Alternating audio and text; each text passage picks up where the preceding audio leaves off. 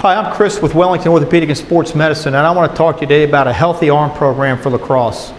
If you look at the sport of lacrosse, there's a lot of overhead activity that takes place, a lot of checking that takes place that can put a lot of stress on the elbow, the wrist, and the forearm.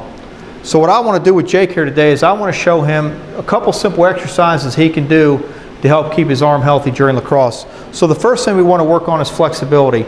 And we're going to show Jake how to stretch his forearm out.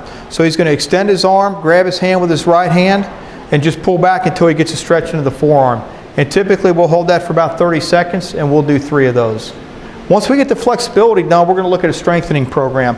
We're going to do 3 different exercises for the wrist. The first one here, Jake's going to go ahead and grab this stick, keep the elbow at 90 degrees, and all he's going to do is he's going to rotate his wrist up and he's going to rotate his wrist down and work on pronation and supination of the wrist.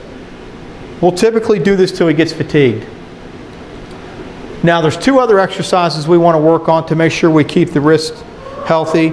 And we've got a yellow TheraBand tied to the stick, and Jake's going to go ahead and step through the band. He's going to have palms facing down. He's going to bend the elbows to 90 degrees, and he's just going to extend the wrist up in the air. So go ahead and extend the wrist. And again, we want to go to fatigue with this one. The second direction we want to do, I'll hold the stick here for him. He's going to go ahead and get palms up. Now he's going to go ahead and curl the wrist up this way. Once we complete the strengthening, we always want to add something for balance. So now I'm going to have Jake get in a push-up position where he's actually going to maintain the plank position or the up position of the push-up. So he's going to engage his core, and all he's going to do is he's going to walk hands from one side to the other to maintain balance and to help work out the upper extremity here. All right, Jake, that's good.